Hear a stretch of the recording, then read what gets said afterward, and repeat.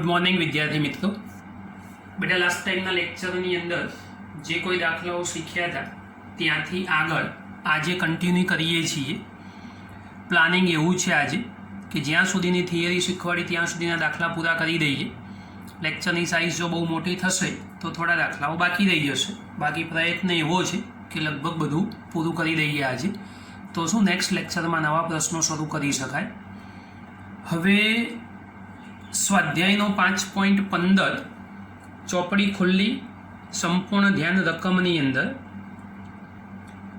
5.25 × 10⁻² joule प्रति Tesla magnetic moment धरावता नाना गजिया चुंबक ने तेनी अक्ष पृथ्वीना चुंबकीय क्षेत्रनी दिशाने लंब रहे ते रीते राखवामां आव्यो छे।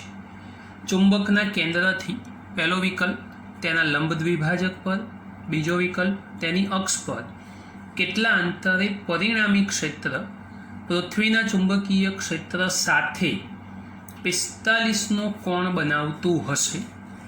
आ दिशामां समजो जरा ध्यानथी, आ दिशामां अथवा आ स्थळे पृथ्वीनुं चुंबकीय क्षेत्र आपी दीधेलुं छे।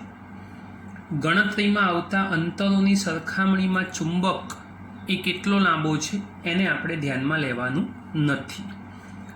प्रश्न समझो, मैग्नेटिक मोमेंट धरावतो नानो चुंबक तेनी अक्ष पृथ्वीना चुंबकीय क्षेत्रनी दिशाने लंब। तो सौथी पहला गजियो चुंबक बनावी दઉં। उत्तर दक्षिण तमारी मर्जी प्रमाणे। आ चेप्टर में आकृति वगैरह कोई प्रश्नों सॉल्व नहीं थाय। हजू भी कहूँ छूँ ध्यान राखजो। आ उत्तर ध्रुव धारो के दक्षिण, आ बाजू उत्तर, आ बाजू दक्षिण, तमारी इच्छा प्रमाणे लखी शको। आ सेंटर में जे बनावीशुं एने आपणे चुंबकनी अक्ष एवं नाम आपी दईशुं। चुंबक ने तेनी अक्ष पृथ्वीना चुंबकीय क्षेत्रनी दिशाने लंब। तो स्वाभाविक बात कि भाई पृथ्वीनु चुंबकीय क्षेत्र आ रीते होवुं जोईए। थोड़ुं आडुं गयुं ने, तमारे थोड़ुं सीधुं देवानुं, ध्यान राखजो। मोमेंटनुं मूल्य आपी दीधेलुं छे बेटा आपणने m = 5.25 × 10⁻² जूल प्रति टेस्ला।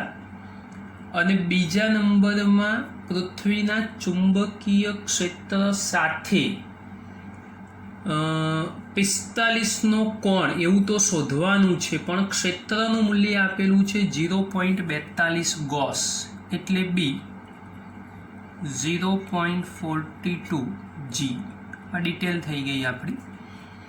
हवे समझो कि भाई क्षेत्र रेखाओ आपने खबर है कि भाई उत्तर ध्रुव में निकली अने दक्षिण ध्रुव में विराम पामशे। तो हूँ गणतरी माटे मात्र एक ज क्षेत्र रेखा दोरीश। चुंबकनी अंदर आगळ शीखवाड्या प्रमाणे क्षेत्र नी दिशा S to N 12 तमे जोशो तो क्षेत्र N थी S आ डायरेक्शन बताएली है। जो आ क्षेत्र रेखा आवी ऊपर पण दोरी शको, कोई फरक ना पड़े। प्रश्न समझो जरा ध्यानथी। तो पृथ्वीनुं एवुं कीधेलुं छे कि भाई गजिया चुंबक ने तेनी अक्ष पृथ्वीना चुंबकीय क्षेत्रनी दिशाने लंब। तो स्वाभाविक बात है कि मारे पृथ्वीनु चुंबकीय क्षेत्र ए अहींया फरजियात बनाववुं पड़शे, तो ज आ चुंबक आने लंब स्वरूपे गोठवाय एवुं कहेवाशे। एटले आ जे थई जशे ए BE बनशे। आ बधा सदिश ज छे, कदाच कोई जग्याए ना दोरीए तो बी सदिश ज समजवाना तमारे। हवे वर्तुळाकार मार्ग उपर आ बधी जे डायरेक्शनो दोरी छे एमां जो मारे परिणामी एटले मैग्नेटिक मोमेंट जो चुंबक माटे शोधवी होय तो एनुं क्षेत्र ए स्वाभाविक छे कि भाई आज बिंदु पासे जोईए તો આ સ્પર્શક સ્વરૂપે દોરવું પડશે અને સ્પર્શક સ્વરૂપે દોરીશું તો એ બી મળશે આપણને. પણ આ પૃથ્વી માટે બી નામ આપ્યું તો આના માટે તમે શું નામ આપી શકશો? તો ભાઈ એના લંબ દ્વિભાજક ઉપર, એટલે આ લંબ દ્વિભાજક, આ અક્ષ, આ લંબ દોરી નાખ્યો, બે સરખા ટુકડા થઈ ગયા. લંબ દ્વિભાજક ઉપર 45 ડિગ્રીનો કોણ, રકમના શબ્દો જુઓ. અક્ષ પર કેટલા અંતરે, અંતર ખબર નથી, પરિણામી ક્ષેત્ર પૃથ્વીના ચુંબકીય ક્ષેત્ર સાથે, એક સદિશા બીજો સદિશા, સ્વાભાવિક છે કે ભાઈ પરિણામી ચુંબકીય ક્ષેત્ર અહીંયા મળશે. જે પરિણામી ચુંબકીય ક્ષેત્ર પૃથ્વીના ક્ષેત્ર સાથે 45નો કોણ, આ પૃથ્વીનું ક્ષેત્ર અહીંયા થઈ જશે 45 ડિગ્રી, એટલે 45 ડિગ્રીનો કોણ બનાવતું હશે. હવે ધ્યાનથી સમજજો બેટા જરા. આ જે ક્ષેત્ર તૈયાર થયું એને દાખલા તરીકે બી ડેશ એવું નામ આપી દઈએ. આ અર્થ માટે લખ્યું. આ સ્પર્શક સ્વરૂપમાં B1 B2 લખવા હોય તો પણ તમે લખી શકો છો. હવે દાખલા તરીકે અહીંયાથી સમાંતર બાજુ ચતુષ્કોણવાળી લાઈન તમે વિચારો, અથવા આ લાઈન અહીંયા પૂરી કરી દો. આ ખૂણા માટે આ સામેની બાજુ, આ પાસેની બાજુ, તો આ બી ડેશ અને બી, આ તો તીર ખાલી મોટા દોર્યા છે, બાકી સમાંતરમાં તો સરખા જ બનાવવા પડે. તો સૌથી પહેલાં આકૃતિ પરથી tan 45 ઇઝ ઇક્વલ ટુ શું થઈ જશે? B dash upon BE. હવે સદિશ નથી લખતો. tan 45 એટલે 1, B dash upon BE. therefore BE is equal to B dash થશે. આ સાદી વાત, આટલી સૌથી પહેલા નંબરમાં સમજ પડી જવી જોઈએ. આ સિમ્પલ વાત કરી આપી તમને. બંને ક્ષેત્રો એ સરખા કરી દીધા. હવે રકમના શબ્દો જુઓ જરા ધ્યાનથી, તો તમને એક ક્ષેત્ર તો આપેલું છે. પૃથ્વીનું ચુંબકીય ક્ષેત્ર એટલે શું મૂલ્ય આપ્યું છે? તો BH. એટલે આ જે હોરિઝોન્ટલ કોમ્પોનન્ટ પૃથ્વી માટે જે લખેલો છે એ પૃથ્વી માટેનું હોરિઝોન્ટલ કોમ્પોનન્ટનું મૂલ્ય આપણને આપેલું છે 0.32 ગોસ. તો BE અને B ડેશ બંનેના મૂલ્યો સરખા જ થવાના, કોઈ જ ફરક પડવાનો નહીં. આમ બી આ સમક્ષિતિજ ઘટક જ દેખાય છે. તમે આને બી ડેશ નામ આપવું હોય તો પણ આપી શકો છો, કોઈ જ ફરક ના પડે. તો ઇઝ ઇક્વલ ટુ BH લખવું હોય તો લખી શકાય, પણ B dash is equal to BH, therefore BE is equal to BH. BH નું મૂલ્ય 0.42 ગોસ. હવે 0.42 ગોસ જો મૂલ્ય તૈયાર થયું તો ટેસ્લામાં રૂપાંતર કરી દેવાનું. 0.42 × 10⁻⁴ ટેસ્લા. આ BE મળી ગયું. ટૂંકમાં E અને H મૂલ્યોની દ્રષ્ટિએ બંને કેવા થઈ ગયા? તો એક જ સરખા. હવે તમારા બંને મૂલ્યો તમને આકૃતિમાં દેખાય છે. એક તેના લંબ દ્વિભાજક ઉપર અને બીજા નંબરમાં વાત કરીશું એની અક્ષ ઉપર. તો લંબ દ્વિભાજક એટલે વિષુવ રેખા થઈ જશે. તો પહેલા નંબરનો વિકલ્પ વિચારી લો. તો પહેલા નંબરના વિકલ્પ માટે વાત કરીએ. લંબ દ્વિભાજક પર એટલે સૂત્ર થશે વિષુવ રેખાવાળું, અને વિષુવ રેખાવાળું સૂત્ર થાય તો normal formula B is equal to μ0/4π. બગડા વગરની ફોર્મ્યુલા m/r³. r તમારે શોધવાનો છે. પ્રશ્ન એવો છે કેટલા અંતરે, તો r તમારે શોધવાનો થશે. therefore r³ is equal to μ0/4π m/b. કિંમત મૂકી અને સાદુરૂપ જાતે આપજો. જે મૂલ્ય મળશે r³ મળશે. ઘનમૂળ શોધતા શીખવાડેલું છે.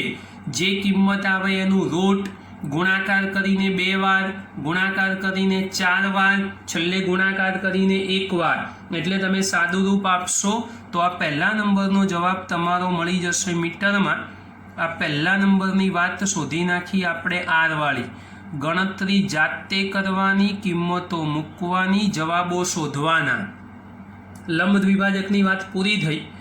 બીજા નંબરની વાત આવે છે અક્ષ ઉપર. અક્ષ ઉપર સેમ કન્ડિશનની અંદર કામ કરીશું, ખાલી સૂત્ર બગડાવાળું થઈ જશે. તો બી વિકલ્પ થશે અક્ષ પર. ચલો અક્ષ ઉપર જો આપણે શોધવું હોય તો અક્ષ ઉપર કયું સૂત્ર? તો b = μ0/4π 2m/r³. ખાલી બગડાનો ફરક પડવાનો છે તો ધ્યાનથી શોધજો. બીજા નંબરની વાત, આમાં પણ r³ ને કરતા બનાવો. આમ તો અલગ અલગ r ધારો તો ચાલે, પણ આપણે મુદ્દા જુદા પાડ્યા એટલે અલગ ધારવાની જરૂર નથી. μ0/4π 2m/b કિંમત મૂકજો, સાદુરૂપ આપજો, જવાબ તૈયાર થઈ જશે. ઘનમૂળ શોધવાનું ભૂલતા નહીં. હજુ બી યાદ કરાવું છું, ઘનમૂળ શોધવાનું ભૂલતા નહીં. બંને કેસમાં r ઘન આવે, એનું ઘનમૂળ તમારે કરવું પડશે, તો ધ્યાનથી કરજો. આકૃતિ નહીં દોરો આ પ્રકારના પ્રશ્નોમાં કોઈ સંજોગોમાં સોલ્યુશન સુધી પહોંચી શકવાના નથી. માટે આકૃતિઓ દોરજો, ગણતરી કરજો, તો જ જવાબ મળશે. બાકી 100% તકલીફ અનુભવશો. નવો પ્રશ્ન, સ્વાધ્યાયનો 18મો દાખલો 5.18. એક લાંબો સીધો તાર પશ્ચિમથી દક્ષિણ તરફ 10° થી પૂર્વથી ઉત્તર તરફ 10° દિશામાં, સમજો ધ્યાનથી, 10 ડિગ્રી આપેલું છે, 2.5 એમ્પિયર પ્રવાહનું વહન કરે છે. આ સ્થળે મેગ્નેટિક મેરિડિયન ભૌગોલિક મેરિડિયનથી 10 ડિગ્રી પશ્ચિમ તરફ છે. આ સ્થળે પૃથ્વીનું ચુંબકીય ક્ષેત્ર 0.33 ગોસ. દીપ કોણ 0. તટસ્થ બિંદુઓ દર્શાવતી રેખાનું સ્થાન શોધો. તારની જાડાઈ અવગણવાની. તટસ્થ બિંદુઓ એ વિદ્યુત પ્રવાહધારિત તાર વડે ઉદ્ભવતું ચુંબકીય ક્ષેત્ર પૃથ્વીના ચુંબકીય ક્ષેત્રના સમક્ષિતિજ ઘટક જેટલો જ અને એની વિરુદ્ધ દિશામાં હોય છે. આ માહિતી જાણીએ છીએ, ખાલી તમને જાણકારી ફરી એકવાર આપેલી છે. ઉત્તર, દક્ષિણ, પૂર્વ, પશ્ચિમ ડાયરેક્શનો દોરી આકૃતિ ના બનાવો ત્યાં સુધી કોઈ સંજોગોમાં પ્રશ્નનું સોલ્યુશન ના મેળવી શકો. તો આકૃતિ તો કમ્પલસરી બનાવવી પડશે. ઉત્તર દક્ષિણ ફરજિયાત, અને પપ્પુ આપણને યાદ છે.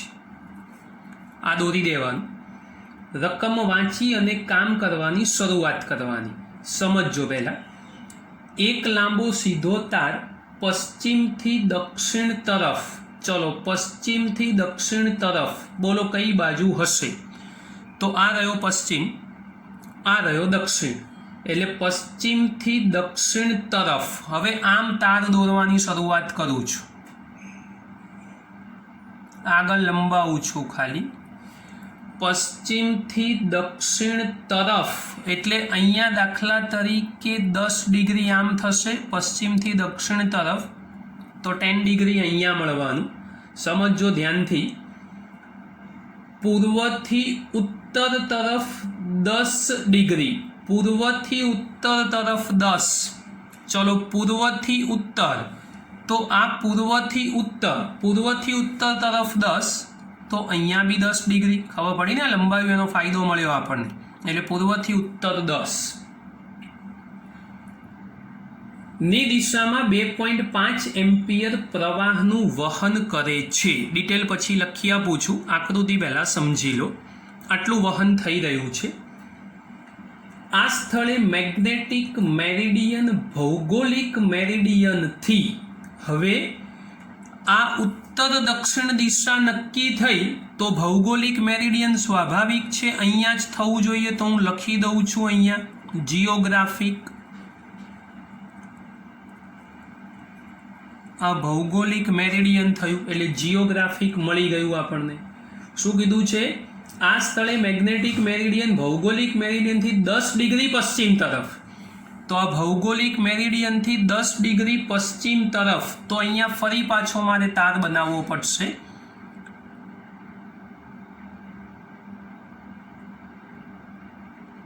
આ લાઈન લંબાઈ દો. ઉત્તરથી પશ્ચિમ તરફ 10 ડિગ્રી એટલે ઉત્તરથી પશ્ચિમ તરફ 10 ડિગ્રી એટલે આ 10 ડિગ્રી અહીંયા બની ગયું.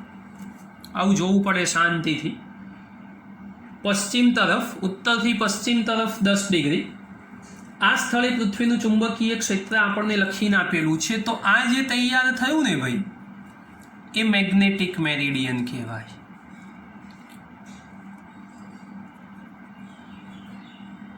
મેરિડિયન. તો આ મેગ્નેટિક મેરિડિયન તૈયાર થઈ ગયું. આ બે બાજુના સમતલો જુદા, આ બાજુ ભૌગોલિક, આ બાજુ મેગ્નેટિક. આ બંને તૈયાર કરી દીધા આપણે.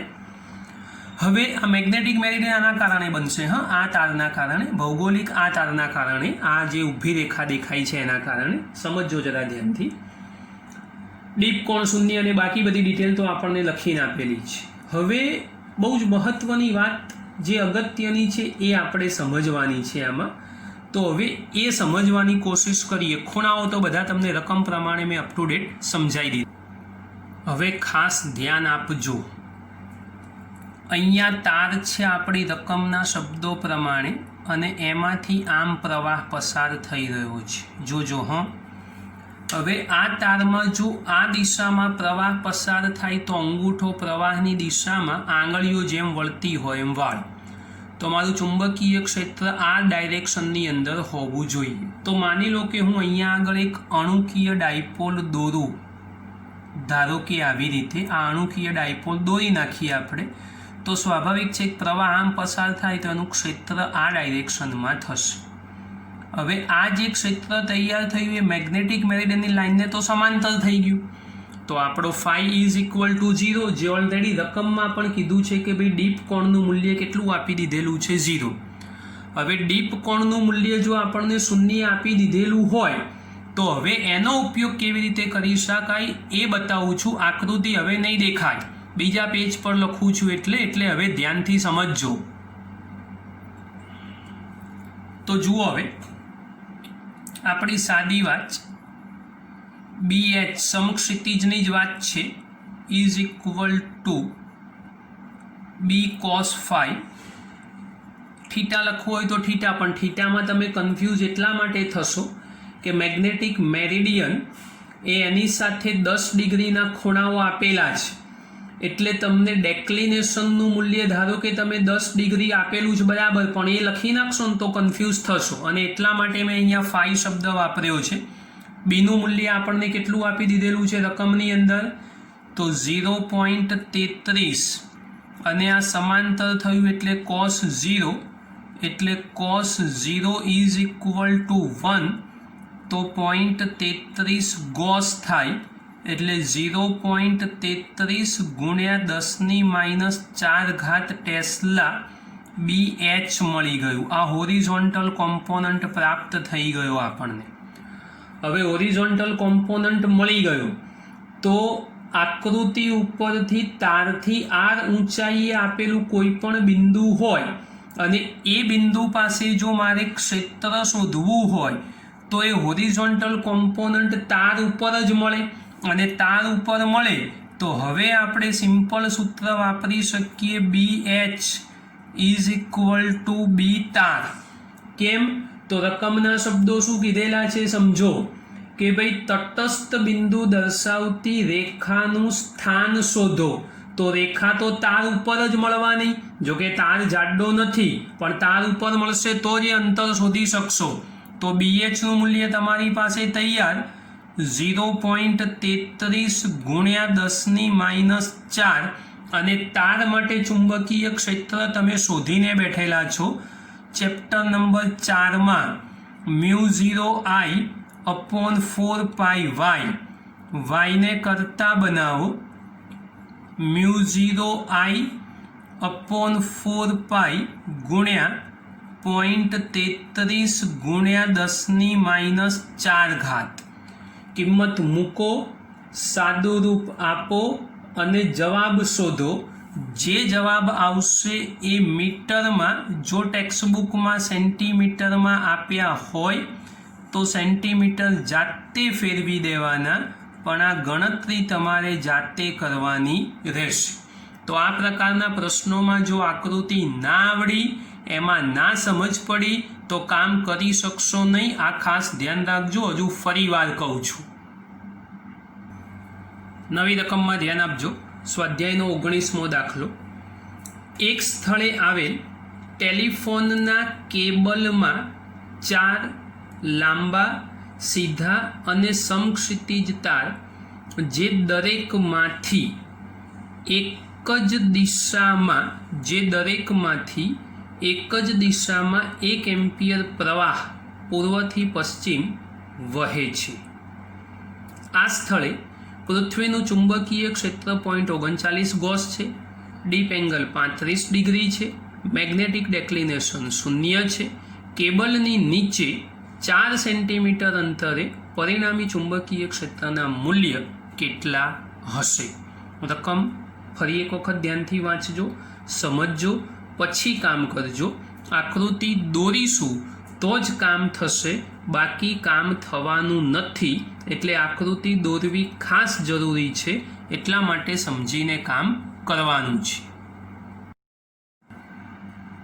હવે બેટા અહીંયા એક વાત સમજાવું છું, એ સમજી લેજો. રકમના શબ્દો પૂરા કરી દીધા.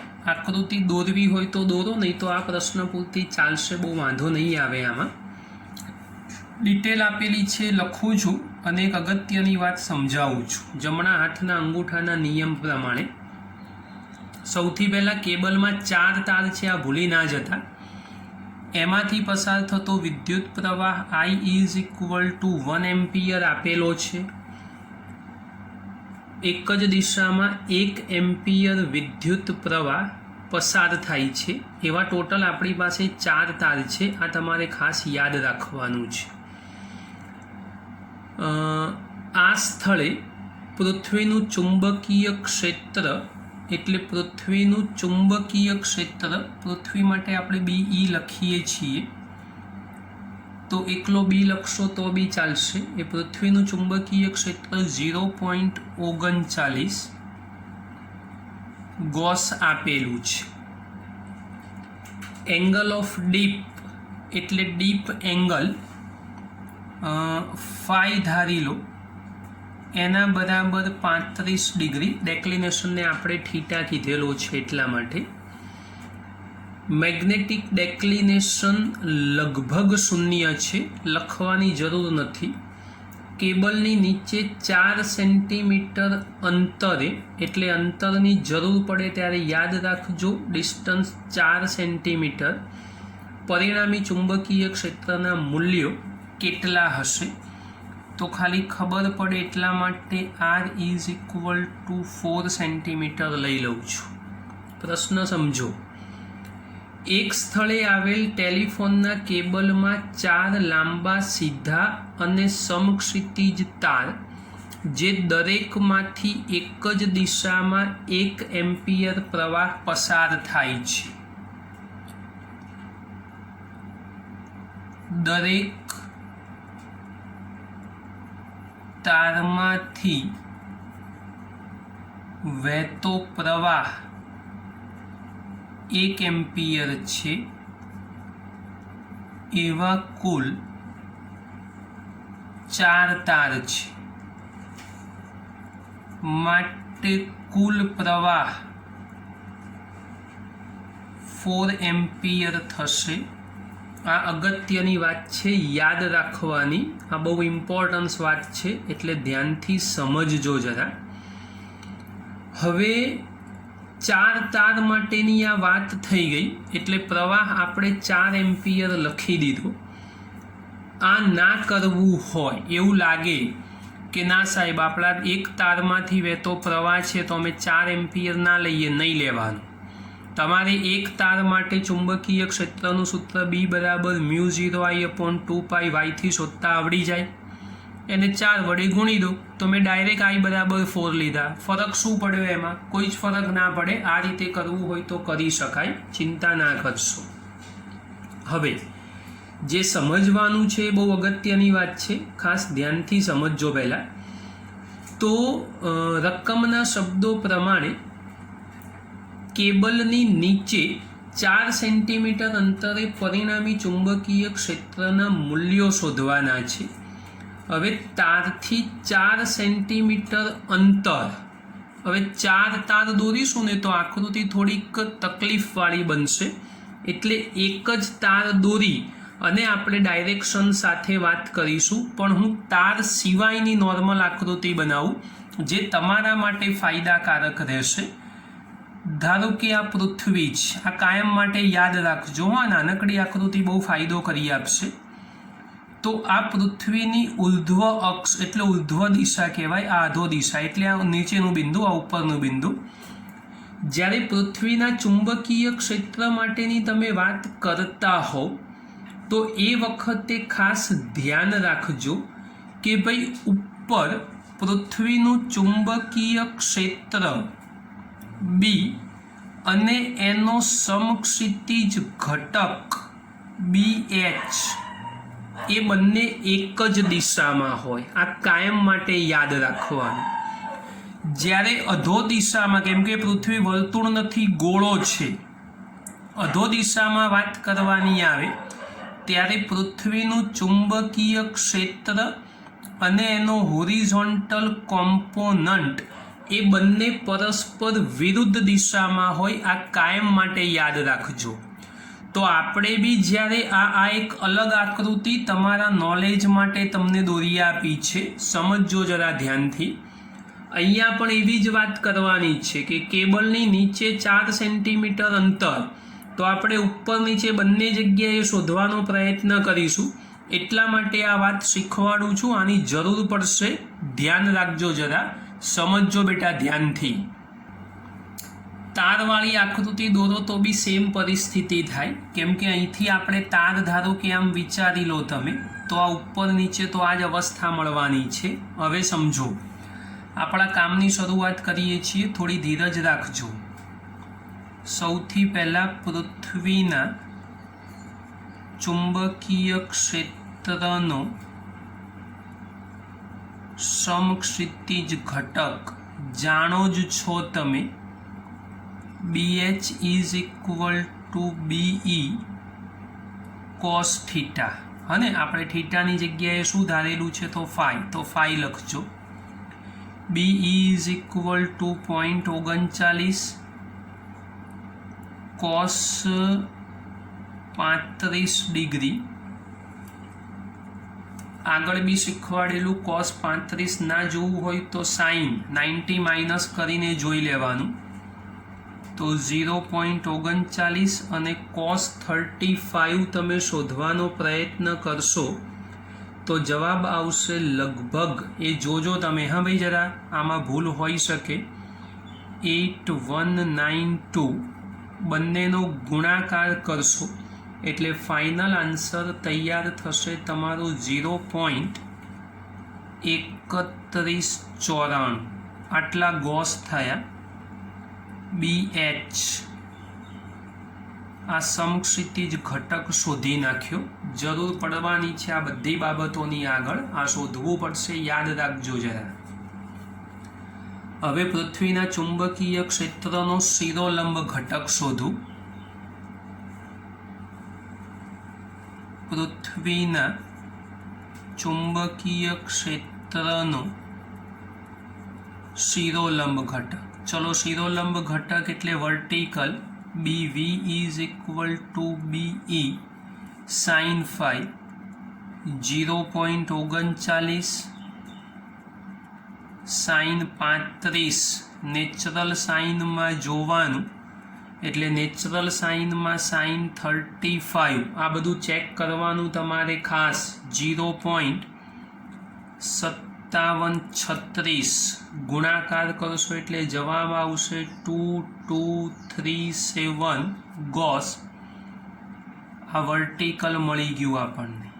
આ બંને પ્રકારના ક્ષેત્રો શોધી નાખ્યા, સમાંતર અને લંબવાળી બંને વાતો પૂરી કરી દીધી. હવે ટેલિફોનના ટોટલ 4 તાર છે, એટલે જો ઉપર મેં ડાયરેક્ટ 4 વડે પ્રવાહનો ગુણાકાર કરી દીધો છે. તમારે એવું ના કરવું હોય ને I બરાબર 1 રાખવો હોય તો આપણે એની અંદર સિમ્પલ લોજિક સમીકરણનો ગુણાકારમાં 4 કરી દેવા પડે. તો હવે તાર માટે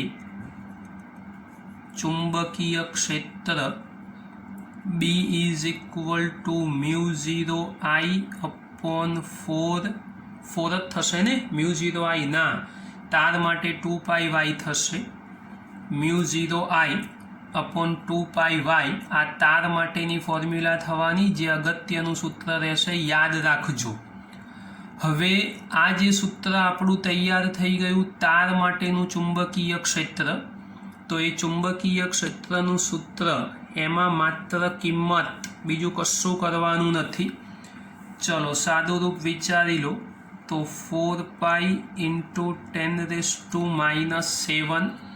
સમજો આને મેં 4 વડે નથી ગુણ્યા હો, સમજી લેજો બેટા, કેમ કે મેં direct I is equal two 4 લઈ લીધા. તમે 1 લો તો ગુણ્યા 4 કરી દેવાના 4 તાર માટે, 2 પાઈ અને ગુણાકારમાં અંતર કેટલું કીધેલું છે આપણને, 4 સેન્ટીમીટર, 0.04 મીટર થઈ જશે. પાઈ કેન્સલ કરી દો.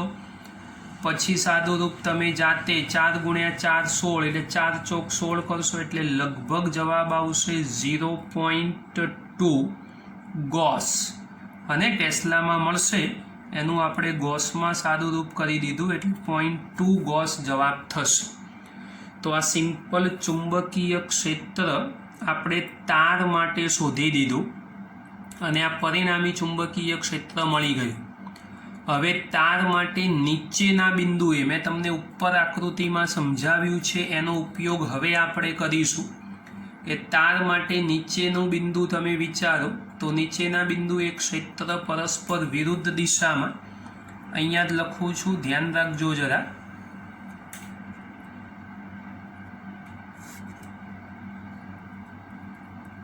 તારના નીચેના બિંદુએ ચુંબકીય ક્ષેત્ર, ચલો તો ઉપર તમારી આકૃતિ પણ દેખાય છે કે ભાઈ અધો દિશામાં બંને પરસ્પર વિરુદ્ધ દિશામાં હોય અને વિરુદ્ધ દિશામાં મળે તો એ પરિણામી ચુંબકીય ક્ષેત્ર લખવું હોય તમારે. ધારો કે B' હું નામ આપી દઉં તો B' ઇઝ ઇક્વલ ટુ શું લખવું પડશે ભાઈ, ધ્યાનથી સમજો.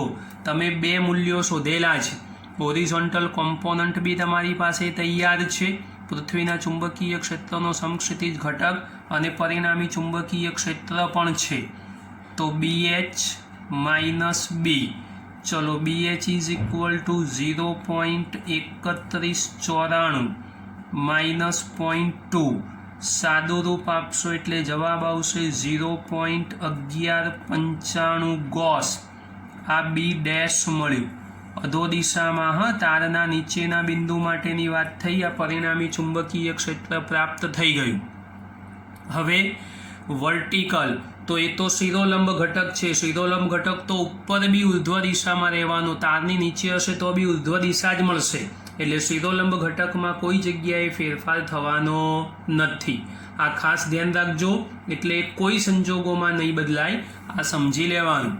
અહીંયા મુશ્કેલી ના અનુભવતા સાહેબ, કેમ BH માઇનસ B, આ તો આ બાજુ, તો BH અહીંયા લખવાનું, B આ બાજુ લખવાનું.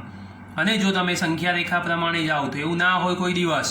ચુંબકીય ક્ષેત્ર છે, નેગેટિવ સાઇન ના આવી જોઈએ. આ મૂલ્ય મોટું છે, આ મૂલ્ય નાનું છે, માટે પોઝિટિવ સાઇન રાખવા માટે આપણે આવી બાદબાકી કરી છે, આ બી સમજી લેજો. હવે વર્ટિકલ તો કોઈ સંજોગોમાં બદલાવાનો નથી. પરિણામી ચુંબકીય ક્ષેત્ર શોધવું હોય તો આ બંનેનું પરિણામી શોધવા માટે તો તમે મૂલ્ય સ્વરૂપમાં જઈ જ શકો છો. એટલે પરિણામી જો ચુંબકીય ક્ષેત્ર શોધવું હોય તો 100% શોધી શકાય. તો ચલો એ બી એક વખત શોધી દઈએ. પરિણામી ચુંબકીય ક્ષેત્ર તો mod of B is equal to square root of BH square plus BV square. ચલો BH અને BV બંને મૂલ્યો આપણી પાસે તૈયાર જ છે. આ કિંમત મૂકી અને જાતે શોધજો. આ રહ્યા બંને મૂલ્યો. આ બંને મૂલ્યો મૂકવાના. ચલો મૂકી આપું એટલે તકલીફ ના પડે.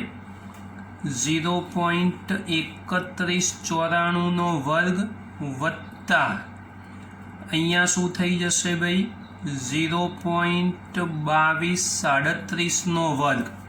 કિંમત મૂકી સાદું રૂપ જાતે આપશો એટલે આનો જવાબ લગભગ 0.254 ગોસ મળશે. આ પરિણામી ચુંબકીય ક્ષેત્ર આપણે શોધી નાખ્યું. આ ગોસ એકમ છે, હા યાદ રાખજો. એટલે આ પરિણામી ચુંબકીય ક્ષેત્ર મળી ગયું. હવે મહત્વની વાત એવી છે કે ભાઈ કેબલની નીચે 4 સેન્ટીમીટર અંતરે પરિણામી ચુંબકીય ક્ષેત્રના મૂલ્યો તો એક આ શોધી દીધા. હવે જેવું નીચે કર્યું એવું ઉપર બી તો શોધીએ. તો ઉપર પણ મેં તમને આકૃતિમાં કહી દીધું કે ભાઈ બંને કેવી દિશામાં હોય તો એક જ દિશામાં હોય. તો હવે ઉર્ધ્વ દિશાની અંદર વાત કરીએ. ઉર્ધ્વ દિશા એટલે શું તૈયાર થઈ જશે કે ભાઈ ઉપરની ડાયરેક્શન. તો ઉપરની દિશા માટે જો કરવું હોય તો બંને એક જ દિશામાં એક જ દિશામાં મળે તો સરવાળાનું સ્વરૂપ થવું જોઈએ. તો ચલો તારથી નીચેની જગ્યાએ હું લખી દઉં ઉપર.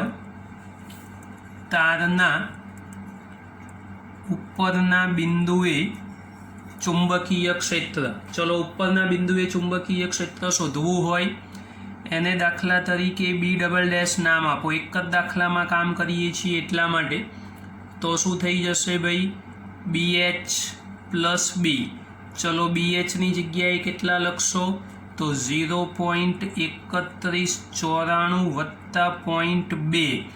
સાદું રૂપ આપશો એટલે કેટલો જવાબ થવો જોઈએ તો 0.5194 ગોસ.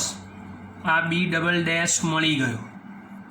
અને આ અગત્યની વાત, જે ઉપર શોધ્યું એવું નીચે પણ કામ કરી દીધું. આ મૂલ્ય પણ મળી ગયું. હવે અહીંયા જો મારે પરિણામી શોધવાની વાત કરવી હોય તો એ પરિણામી કેવી રીતે શોધશો તો આ અગત્યની વાત ધ્યાન રાખજો. હવે બહુ જ મહત્વની વાત, ખાસ ધ્યાનથી સમજજો બેટા સમજો. હવે પરિણામી લેવા માટેની વાત થાય તો અહીંયા આગળ શું કરશો ભાઈ mode of B" is equal to square root of BH square plus BV square. હવે સાહેબ BH કયો લેવાનો તો આ જે પરિણામી આપણને મળ્યો છે એ જ. એટલે હવે પરિણામી જે અહીંયા આગળ શોધવાનો થયો એના મૂલ્ય સ્વરૂપની અંદર આ BHમાં B ઉમેર્યો એટલું પરિણામી લેવું પડશે. તો 0.5194નો વર્ગ વર્ટિકલ બદલાતો નથી તો 0.2237નો વર્ગ. કિંમત મૂકી સાદું રૂપ જાતે ચેક કરી લેવાનો જવાબ. આ જવાબ લગભગ વર્ગમૂળ સાથે કરશો તો 0.5655 ગોસ આટલો આવવો જોઈએ. તો આ પરિણામી મૂલ્ય શોધી દીધું તમારા ચુંબકીય ક્ષેત્રનું ઉપરના બિંદુ પાસે. એક જગ્યાએ ભૂલ નજર પડી છે, સુધારી આપું છું. જુઓ અહીંયા નીચે પરિણામી લીધું 5194 તો ઉપર ભૂલથી આ લઈ લીધું છે 3194 વાળી વાત. એ ના લેવાય. ઉપર અહીંયા લેવું પડશે 1195. આ ભૂલ છે બેટા, હા સુધારી દેજો. અહીંયા 1195 લેવું પડશે જે પરિણામી શોધ્યું. નીચેના બિંદુએ વિરુદ્ધ દિશામાં તો એ મૂલ્ય લેવાનું. અહીંયા BH સ્ક્વેર એટલે પેલો BH નહીં, આ જે શોધ્યો એ. તો અહીંયા આગળ જુઓ થોડીક તકલીફ સોલ્વ કરવા માટે B' લખી દઉં છું બસ, એટલે મુશ્કેલી નહીં થાય. અહીંયા BHની જગ્યાએ B" લખી દઉં છું. આ જે નામ આપ્યું એ જ, અથવા એને કોઈક બીજા સિમ્બોલથી ઓળખજો કે જેથી કરીને આવું કન્ફ્યુઝન ઊભું ના થાય. તો બેટા આટલી બાબતો સમજી લો. દાખલો અગત્યનો, સહેલો, પણ ધ્યાનથી કરો તો જ, બાકી 100% મુશ્કેલી પડશે. ચાલો બેટા નવો પ્રશ્ન, સ્વાધ્યાયનો 20મો દાખલો 5.20. સમક્ષિતિજ સમતલમાં મુક્ત ભ્રમણ કરી શકે તેવી ચુંબકીય સોયના કંપાસને 30 આંટા અને 12 સેન્ટીમીટર ત્રિજ્યા ધરાવતા વર્તુળાકાર ગૂંચળાની મધ્યમાં મૂકેલ છે. આ ગૂંચળું શિરોલંબ સમતલમાં મેગ્નેટિક મેરિડિયન સાથે 45 કોણ બનાવતી દિશામાં રાખેલું છે. જ્યારે ગૂંચળામાં પસાર થતો વિદ્યુત પ્રવાહ 0.35 એમ્પિયર હોય ત્યારે આ સોય પશ્ચિમથી પૂર્વ તરફ રહે છે. નંબર 1, આ સ્થળે પૃથ્વીના ચુંબકીય ક્ષેત્રનો સમક્ષિતિજ ઘટક શોધો. નંબર 2, ગૂંચળામાં વહેતો પ્રવાહ ઉલટાવવામાં આવે અને ગૂંચળાને શિરોલંબ અક્ષની સાપેક્ષે ઉપરથી જોતા વિષમ ઘડી દિશામાં 90ના કોણે ઘુમાવવામાં આવે તો ચુંબકીય સોયની દિશા શોધો. આ સ્થળે ડેક્લિનેશન 0 ધારો. આકૃતિ દોરું છું, પછી સમજાવું છું એટલે સમય થોડો ઓછો જાય. ધ્યાન આપો બેટા. રકમ ફરી એકવાર વાંચી લો. જુઓ, રકમના શબ્દો પ્રમાણે કામ કરીએ. સમક્ષિતિજ સમતલમાં મુક્ત ભ્રમણ કરી શકે તેવી ચુંબકીય સોયના કંપાસને 30 આંટા n બરાબર 30, 12 સેન્ટીમીટર ત્રિજ્યા, r બરાબર 12 સેન્ટીમીટર, 0.12 મીટર લખી દીધા. વર્તુળાકાર ગૂંચળાની મધ્યમાં મૂકેલ છે. આ ગૂંચળું શિરોલંબ સમતલમાં મેગ્નેટિક મેરિડિયન સાથે 45 ડિગ્રીનો કોણ બનાવતા સમતલમાં રાખેલું છે. આ કોઇલ દેખાય છે એને 45 ડિગ્રી, હવે 45 ડિગ્રી જે દેખાય છે એ જોઈ લો, અહીંયા બનાવી દીધો મેં. 45 ડિગ્રી કોણ રાખેલું છે.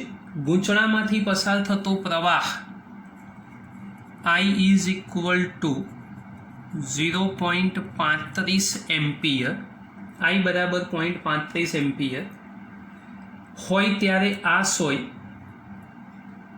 પશ્ચિમથી પૂર્વ તરફ રહે છે. પશ્ચિમથી પૂર્વ તરફ રહે છે. હવે ચુંબકીય સોય એમાંથી પ્રવાહ જોઈ લો તો આ પ્રવાહની દિશા બતાવી દઈએ આપણે.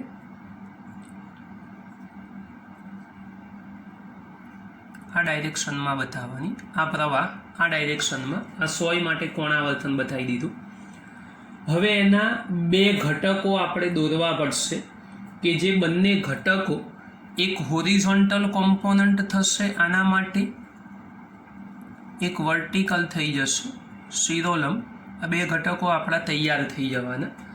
હવે ધ્યાનથી સમજો. વર્તુળાકાર કોઇલ બની ગઈ અને કેન્દ્ર પર ચુંબકીય ક્ષેત્ર શોધવા માટેની વાત આવે તો કયા સૂત્રથી કામ કરી શકાય એ આપણને ખબર હોવી જોઈએ. ચેપ્ટર નંબર 4 પ્રમાણે. તો સૌથી પહેલાં કેન્દ્ર પર ચુંબકીય ક્ષેત્ર, ચલો કેન્દ્ર પર ચુંબકીય ક્ષેત્ર શોધવું હોય તો બી ઓફ કેન્દ્ર યાદ કરો સૂત્ર μ0I/2r. આટલી જ વાત હતી, બાકી નવું કશું જ નહોતું. એટલે કેન્દ્ર પર ચુંબકીય ક્ષેત્ર આ રીતે શોધી શકાય. ચલો, μ0નું મૂલ્ય 4π × 10⁻⁷, 0.35 પ્રવાહ થઈ જશે, 2 × 0.12 થશે. સાદું રૂપ આપશો કેલ્ક્યુલેટરમાં લગભગ 0.55 ગોસ. યાદ રાખજો, 0.55 ગોસ આ પરિણામી ચુંબકીય ક્ષેત્ર તૈયાર થવાનું કે જે કેન્દ્ર પાસે મળવાનું. એટલે B is equal to 0.55 Gauss થયા. હવે આકૃતિ પરથી પરિણામી ચુંબકીય ક્ષેત્ર તો શોધીને બેઠા, જે આ થવાનું આપણા કેન્દ્ર માટે. બી ઓફ કેન્દ્ર પરિણામી ચુંબકીય ક્ષેત્ર તો અહીંયા જ મળશે. બે ઘટકો એના તૈયાર થઈ જવાના. કયા બે ઘટકો તૈયાર થવાના? સમક્ષિતિજ અને શિરોલંબ. તો આ હોરિઝોન્ટલ કોમ્પોનન્ટ છે આપણી પાસે BH અને આ BV થવાનું. ચલો, હવે આકૃતિ પરથી જરા ધ્યાનથી જુઓ 45 ડિગ્રીનો ખૂણો ક્યાં તૈયાર થાય છે. તો આકૃતિ પરથી BH is equal two B cos theta, પણ બીની જગ્યાએ લઈ લઈશું B ઓફ કેન્દ્ર અને cos થીટા. ચલો B ઓફ કેન્દ્ર 0.55 અને cos 45 ડિગ્રી. ચલો સાદું રૂપ આપશો cos 45 એટલે 1/√2. આ તો ખબર હોવી જોઈએ અને કિંમત મૂકી સાદું રૂપ કરો બેટા જાતે આટલું તો થશે લગભગ 0.39 ગોસ. તો આ BH એ તૈયાર થઈ ગયું. પહેલા નંબરમાં આટલું મૂલ્ય મળી ગયું આપણને. હવે બીજા નંબરમાં આ સ્થળે સમક્ષિતિજ ઘટક શોધો. BH મળી ગયો. આ પહેલા વિકલ્પનું સોલ્યુશન તૈયાર થઈ ગયું તમારો એ વિકલ્પ. હવે બી વિકલ્પની વાત કરીએ તો બી વિકલ્પ સમજો કે ભાઈ એ વિકલ્પનું સોલ્યુશન મળી ગયું છે. બી વિકલ્પમાં સમજો જ્યારે પ્રવાહ ઉલટાવવામાં આવે એટલે હવે પ્રવાહ જે દિશામાં પસાર થાય છે એ દિશા ઉલટાઈ દો તો એવા સંજોગોની અંદર શિરોલંબ દિશામાં સમજો એવું કીધું છે ગૂંચળાને શિરોલંબ અક્ષની સાપેક્ષે ઉપરથી જોતા વિષમઘડી દિશામાં 90 ડિગ્રી કોણે ઘુમાવો. હવે 90 ડિગ્રી કોણે ઘુમાવવામાં આવે તો એ વખતે સોય કઈ દિશામાં જવી જોઈએ. જુઓ આકૃતિ ઉપર જે દોરેલી છે એ જ આકૃતિ પર ફોકસ કરો અને એ જ આકૃતિને વિચારો કે જે ડાયરેક્શન દેખાય છે ડાયરેક્શન પ્રવાહની આમ ફરે છે એટલે આ કઈ દેખાય છે આપણને. આ દિશા જુઓ આ કઈ દેખાય સમઘડી તો મારે કઈ ફેરવવી પડશે તો વિષમઘડી. ચલો હું ડાયરેક્શન ફેરવી દઉં એટલે આ ના જોવાય સમઘડી વિષમ. આ દિશા છે ને એ આખું ગૂંચળું આમ ફેરવી દેવું પડે કેમ કે આની અક્ષ આમ બનશે તો આખું ગૂંચળું 90 ડિગ્રી મારે ઘુમાઈ દેવું પડશે. તો એવા સંજોગોમાં જે ઘટક અહીં મળ્યો એ ઘટક આ દિશામાં મળવાનો એટલે બીજી દિશામાં મળશે એ વખતે સોય પણ પોતાની દિશા ઉલટાવશે અને તે કઈ દિશામાં જશે તો પૂર્વથી પશ્ચિમ દિશામાં જતી રહેશે બીજી ડાયરેક્શનમાં. અને બીજી ડાયરેક્શનમાં જો ગઈ તો એ વખતે એનું ચુંબકીય ક્ષેત્ર એ કેટલું મળવું જોઈએ. ઘુમાવવામાં આવે તો ચુંબકીય સોયની દિશા શોધો. મૂલ્ય તો એનું એ જ રહે કેમ કે કેન્દ્ર તો ત્યાં બી મળવાનું. આ જે સર્કલ આમ બન્યું એ સર્કલ ખાલી ઘૂમીને આમ થઈ જશે તો એ આમ ઘૂમી જવાનું આખું તો એનું ક્ષેત્ર મળશે તો કેન્દ્ર પર જ મળશે. ખાલી દિશા તમારે શોધવાની બાકી રહેશે. તો જો ડાયરેક્શન શોધવાની થાય તો એ ડાયરેક્શન કઈ બાજુ મળવી જોઈએ તો એ ડાયરેક્શન તમારી થશે એ પૂર્વથી પશ્ચિમ દિશામાં.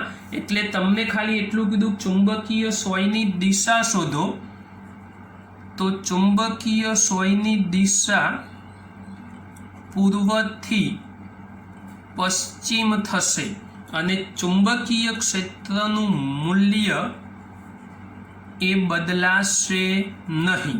આ સમજી લેજો ધ્યાનથી. આખી વાત ઊંધી થઈ જવાની તો એને સમજી અને કામ કરજો. આ સર્કલ પ્રવાહની દિશા નથી જોવાની. તમારે આખું સર્કલ 90 ડિગ્રી ફેરવી દેવાનું એટલે આમ થઈ જવું જોઈએ. આ જે આ કન્ડિશન દેખાય એ કન્ડિશન આમ ફરી જવી જોઈએ. આવી સ્થિતિ થાય એ વખતે આપણે આ જવાબ શોધવાનો રહેશે.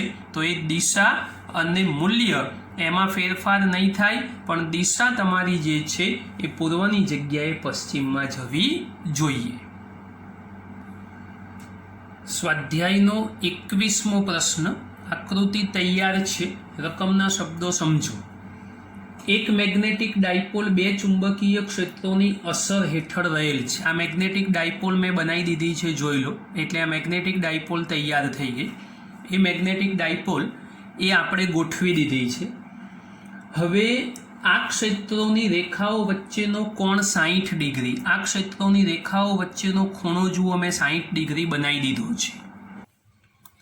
તો હવે 60 ડિગ્રીનો ખૂણો તૈયાર થઈ ગયો આપણી પાસે. તેમાંથી એક ક્ષેત્રનું મૂલ્ય 1.2 × 10 - 2 ટેસ્લા મેં લખી દીધું. B1 = 1.2 × 10 - 2 tesla. જો ડાયપોલ આ ક્ષેત્ર સાથે 15 ડિગ્રીનો કોણ બનાવે. હવે આ જે ડાયપોલ આપણી પાસે મેગ્નેટિક ડાયપોલ તૈયાર થઈ ગઈ, આ જે ક્ષેત્ર દેખાય છે એ ક્ષેત્ર સાથે 15 ડિગ્રી, તો સ્વાભાવિક છે કે અહીંયા આગળ 45 ડિગ્રી બનવો જ જોઈએ. સ્થિર સંતુલનમાં આવે તો બીજા ક્ષેત્રનું મૂલ્ય કેટલું હશે? હવે સમજો કે ભાઈ આ જે સદિશ છે એના બે ઘટક દોરું તો એક સમક્ષિતિજ બને, એક શિરોલંબ બને.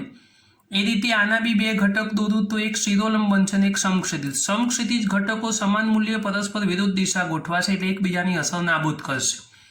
શિરોલંબ એક જ દિશામાં ગોઠવાવાના અને એક જ દિશામાં ગોઠવાવાના, તો એનું પરિણામી મારે ચુંબકીય ક્ષેત્ર શોધવા માટે સંતુલન અવસ્થા હોય તો બંનેને સરખાવવા પડશે. એટલે સંતુલન અવસ્થામાં ચલો સંતુલન અવસ્થામાં લખવું હોય તો પહેલાનું ચુંબકીય ક્ષેત્ર સાઇન ઘટક વર્ટિકલ જ લેવો પડશે. B1 sin θ1 બરાબર B2 sin θ2. B1 બરાબર 1.2 ગુણ્યા 10⁻². એ જગ્યાએ બનતો ખૂણો 15 ડિગ્રી. B2 શોધવાનું છે, આ 45 ડિગ્રી. B2 ને કરતા બનાવો 1.2 ગુણ્યા 10⁻² sin 15 છેદમાં sin 45. 1/√2 કરીને પણ સાદુરૂપ બેટા આપી શકો છો. 1.2 ગુણ્યા 10⁻² sin 15 કરશો એટલે 0. લગભગ નેચરલ સાઇનમાં જોવું પડશે એટલે 0.2588 જેવું સમથિંગ મૂલ્ય આવવું જોઈએ. 1 મિનિટ, કેલ્ક્યુલેટરનો ઉપયોગ તમારે કરવાનો. નેચરલ સાઇન હું જોઈ લઉં છું એટલે પાક્કો જવાબ લખી આપું તમને. 0.2588 આવશે સાઇન 15નું મૂલ્ય, અને સાઇન 45 શોધવા હશે તો 0.7071 આવશે. હવે સાદુરૂપ જાતે કરી દેવાનું. આનું સાદુરૂપ આપશો તમે તો લગભગ 0.10⁻² સાચવી રાખેલી છે, 43 સમથિંગ જવાબ, અથવા 43 પછી બી કંઈક 92 સમથિંગ જવાબ આવે છે. તમે જોઈ લેજો બેટા. 10⁻² એપ્રોક્સિમેટ લખવું હોય તો 4.4 ગુણ્યા 10⁻³ ટેસ્લા આ ફાઇનલ આન્સર થશે. તો બેટા આ લેક્ચરની અંદર દાખલાઓ ઘણા સારા અને અગત્યના થયા છે, તો જરા ધ્યાનથી તૈયાર કરજો. આકૃતિઓ ખાસ દોરજો તો જ પ્રશ્નો સમજી શકશો. બાકી આ બધી કોમ્પ્લિકેટેડ વસ્તુઓ છે, સરળતાથી મગજમાં સેટ નહીં થાય. તો આજના લેક્ચરમાં આટલું કામ રાખીએ છીએ. બાકીની નવી વાતો એ નેક્સ્ટ લેક્ચરમાં કરીશું.